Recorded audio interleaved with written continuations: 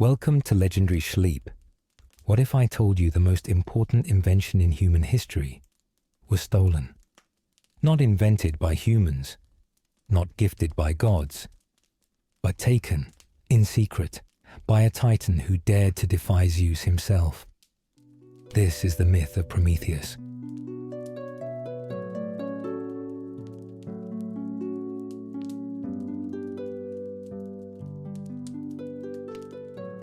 Prometheus wasn't just another figure in the crowded world of Greek mythology. He was a titan, part of the elder gods, who ruled before the Olympians like Zeus, Hera, and Poseidon came to power. In fact, he was the son of Iapetus, a primordial titan, and the brother of Atlas, the one doomed to hold up the sky. But unlike many of his titan kin, who were seen as raw forces of nature, Prometheus was different. He wasn't all brute strength and chaos. He represented intelligence, strategy, and above all, empathy. His name, Prometheus, literally means forethought. He could see ahead, plan, imagine outcomes. He was the thinker, the inventor, the long-game player, and he proved it during the Titanomachy, the great war between the Titans and the rising Olympians. While most Titans fought against Zeus, Prometheus did something surprising. He switched sides.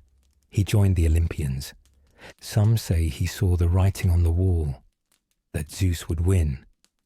Others say he believed in a better order, one that could include both gods and humans. But it wasn't just political savvy. Prometheus cared about something no other god seemed to: humanity. In one version of the myth, he actually created humans, fashioning them from clay and breathing life into them. Other versions say he became their protector, their champion, after seeing them abandoned by both gods and nature. And while the other gods watched humans struggle in the cold, starving and afraid, Prometheus felt pity, or maybe love, or maybe righteous frustration. Whatever it was, it moved him to act. And that's what makes Prometheus so compelling. He didn't just think differently, he felt differently.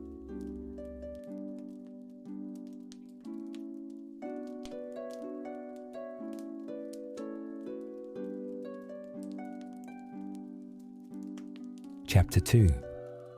Why steal fire? So, what's the big deal about fire? Today, we take it for granted. We flick a lighter, turn a knob on a stove, or press a button on a microwave. But in the ancient world, fire was magic. It was life. It was the beginning of everything. Before fire, humans were at the mercy of predators, the dark, raw food, and freezing cold. But fire changed all of that. It allowed early humans to cook, which helped our brains grow. It gave us warmth, light, metalworking, tools, and later industry. Fire became a symbol of progress, of knowledge, of power.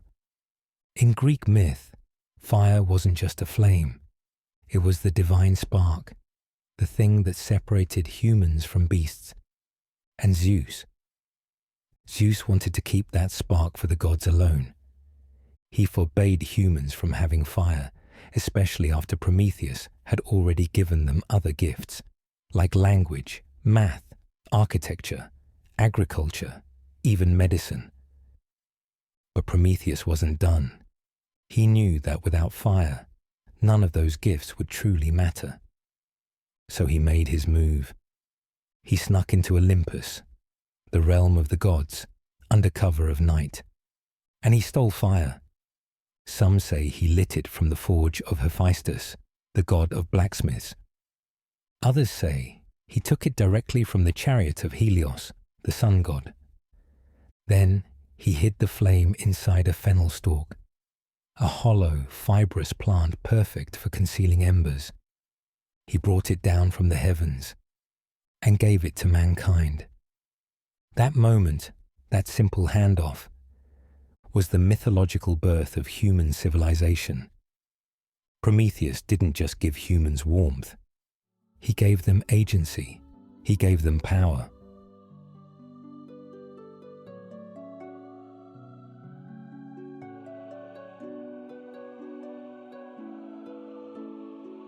Chapter 3. Punishment and Pandora. Naturally, Zeus was furious. This wasn't just a prank, it was treason.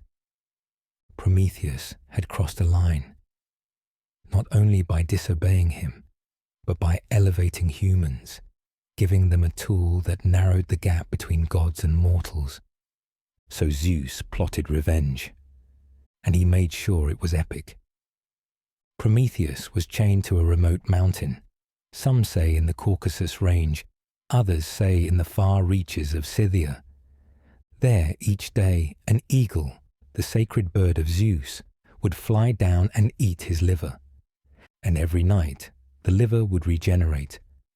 An endless cycle of agony, torture by immortality. But it's more than just gore.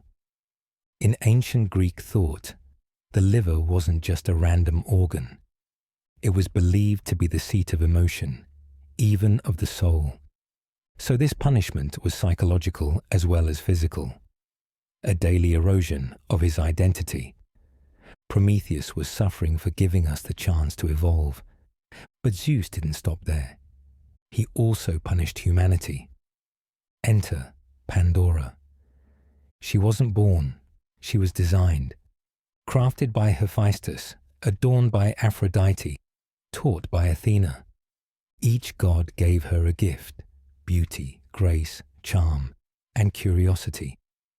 Zeus gave her a sealed jar and a warning: never open it.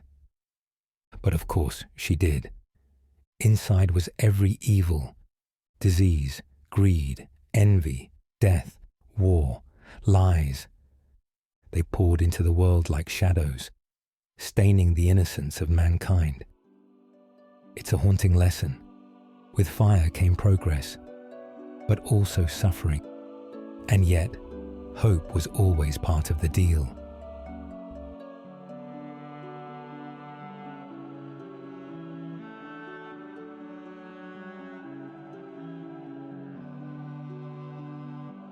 Chapter 4. Prometheus around the world. Prometheus may be Greek, but his story is universal. The theme, a being who defies the divine to help humans, shows up across the world. In Polynesian mythology, the trickster Maui steals fire from the underworld goddess Mahuika. He endures danger and deception to bring flame to the surface. In Native American legends, especially among the Pacific Northwest tribes, Raven is the firebringer. He steals it from powerful spirits to warm and enlighten humankind. In Hindu mythology, Agni, the god of fire, is a sacred messenger, carrying offerings between gods and men. He is fire personified and a connector between worlds. And even in Abrahamic traditions, we see echoes. In Christianity, Lucifer is described as a light bringer, whose fall comes from defying divine authority. The story of Eden, the tree of knowledge, and the price of wisdom has similar DNA. These myths don't just explain where fire came from. They ask bigger questions. Why do humans seek knowledge? Why do we challenge limits? And what price are we willing to pay for progress? Whether it's flame, light, or forbidden truth. There's always a cost, but there's also something undeniably heroic in those who dare to defy the gods on our behalf.